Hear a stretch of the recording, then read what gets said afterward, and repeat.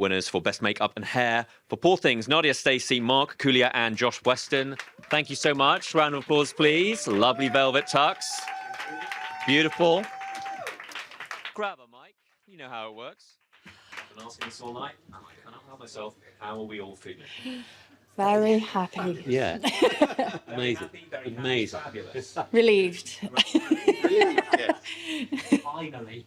Okay, guys, so I've been asking everybody, I suppose this one as well, but what about your job, your role, would you like to explain to a layman? What is it that you do that maybe people don't naturally presume that you do when it comes to makeup? Do you want to go first? We stick bits of rubber on people's faces. Yeah. Rubber on faces. Make them look different. I'm a prosthetic makeup artist and sculptor.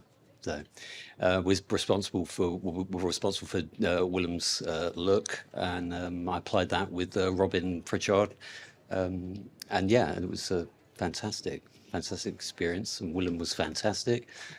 We got the makeup down to about 2 hours 40 minutes, half an hour for hair, and then he was done. I genuinely do not believe you. Moving across. When I get the script, I then design all the characters that you see basically on screen, from the hair and makeup, and pulling the big guns for big prosthetics, and yeah, kind of bring those characters to life really. Yeah, so we made all the bodies for the movie as well as all the prosthetic makeups. So we that involved casting real people.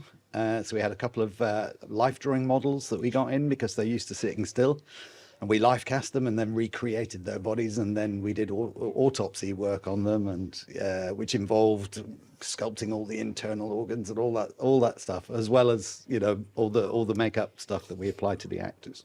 I say this is a loaded question, perfectly aware of what I'm doing. How normal is Poor Things compared to other projects you've been involved with? I'd say it's on the scale of not very. Yeah. That it's down that end of the scale. Yeah, but that's what's amazing about it. Yeah. If such a thing exists, what's a typical interaction with Yorgos? Silence for weeks. Yeah, I got an email that just said no wigs. That's all it said at the beginning of the film, but nothing else. No wigs. Yeah, and when I pitched the idea for Swiney's tattoos, he just went, okay. So that's the general interaction, but that's good. That's like, okay, great, you want us to do that. So Yes, we got the notes from Yorgos that, because we were looking at the logic of all the experiments that his surgeon father has done to Willem's character as a child. And Yorgos was just, no, I don't want any logic to it. I don't want it to look logical. I want it to look interesting and weird and unusual. So, which was great. That was enabled us to do something that you haven't seen before, really, I think. What about your colleagues elsewhere in the industry? What have they been saying to you now that they've seen the film?